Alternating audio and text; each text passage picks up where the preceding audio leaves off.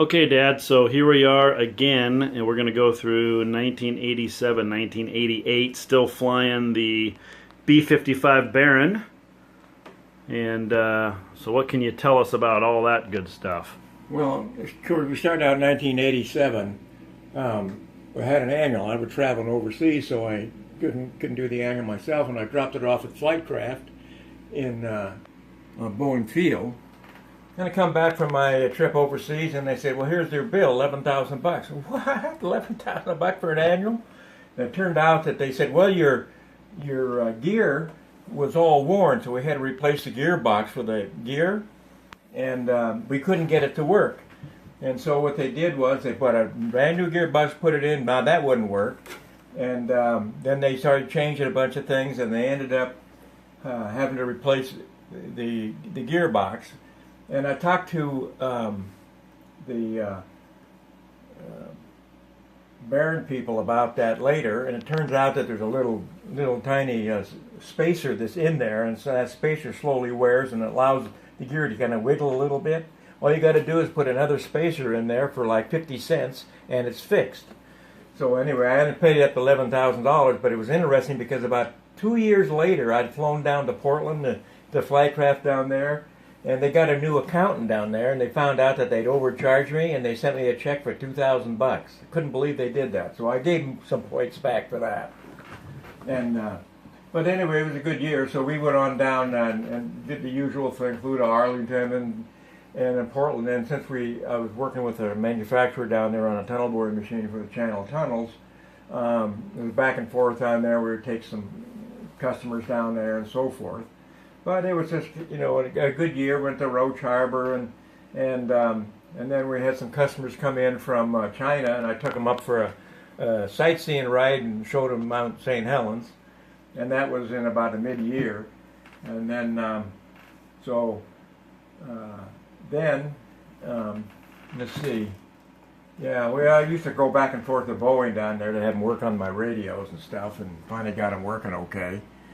Then I think the next big fun thing that happened on through 87, it was basically nothing but Baron time. It took a lot of time doing instrument work, to get caught back up on that, because I had to take a test coming up for that. And then the manufacturer that I ended up hiring in Portland, we had to fly in and out of Scappoose all the time. And so Dick Robbins and I flew down there with customers many times from France and Paris.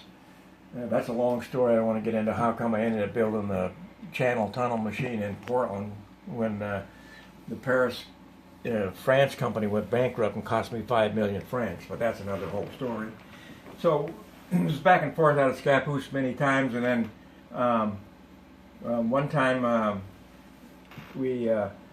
think it was toward the end of the year in '87, they had a Beechcraft King Air, and so I was going to get a chance to fly that down there, and I didn't get to fly left seat, but I got to fly right seat, so I got a little bit of time in a Beechcraft King Air, nice pressurized airplane with all of these big wheels from Japan, because we were also dealing with the Japanese on building a couple of more machines, and for that, and so that was kind of cool.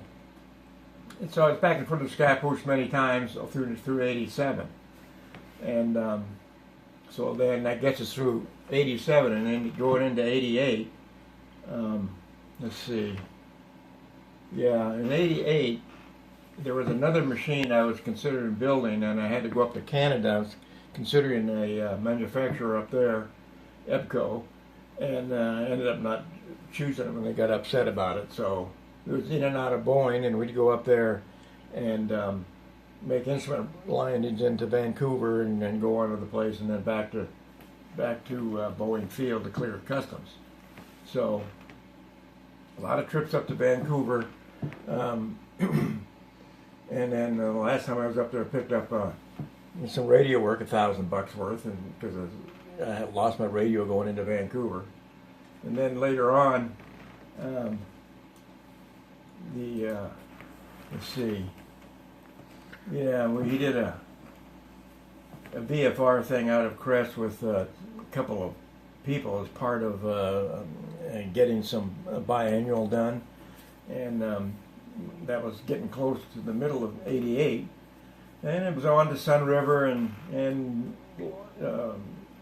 Longshores and on all that, Ellensburg, and then Rockdale.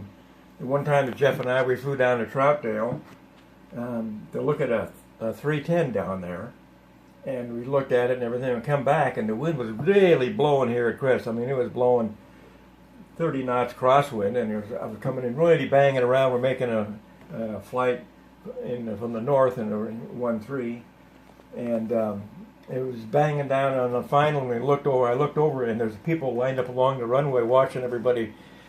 Most everybody gave up and went someplace else, but I was hanging in there with that Baron, by God. And we came down, and I glanced over at a hangar that was on the west side of the runway, and there was a light aircraft laying on top of the hangar, blowing off the ground. I'm not sure how it got there, but we did get her on the ground. It banged around a little bit, but the Baron's a pretty solid airplane, and even in a big nasty crosswind.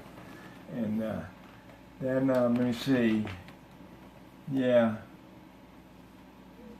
Oh yeah. Then Jeff and I took a trip down to Ellensburg, and there let Jeff navigate, and he got us lost 4 times. I'm not sure if I can remember that. He can't remember it either. But you probably just made that up in the logbook. Yeah, that's it. Just another little bit of fun, and then. Well, I see some notes in there about EGT not working, left engine running rough. Looked like they had a few little there's issues always here and something there. wrong with the Yeah. thing. You know, when I don't know, I mentioned it earlier when I bought the Baron from Andy. I ended up having to top the left engine and replace 3 cylinders on the right myself, but it ran good up to then. Even then, until I got rid of it. Now, was this around the time you got the vortex generators or not? This is prior to that? Yeah, it was prior to that, because I heard that story about the flat spins that the Baron could get into. So that's right. Yeah. Yeah, that was an instructor in Hillsboro that crashed, couldn't get out of the flat spin, so I put the vortex generators on there, and it helped, but I still stayed away from trying to do single engine stalls and that kind of stuff. Well, it's not going to get you out of a flat spin either. Vortex generators aren't. Yeah, but what happens is your stall speed drops about 9 knots, so you're a little bit better control. But it does. You're right, it doesn't. And the main reason that it gets into it does not have big enough horizontal rudder tails on it. Mm-hmm. So, but anyway, it was a great year in '88, and with that Baron, and good airplane. And I don't know, do you have any questions?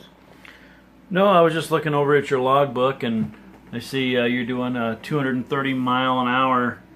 I see a note there, and then shimmy in the nose gear. I always like to look over these logbooks. It's kind of interesting. Oh yeah.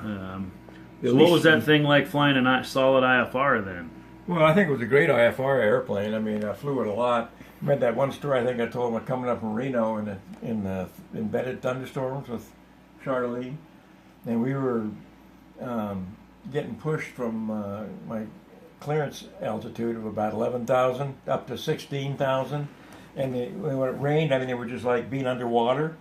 And so what I did was I was kind of using the autopilot kind of trick me about which way the airplane's moving, and then I would use manual to keep it level.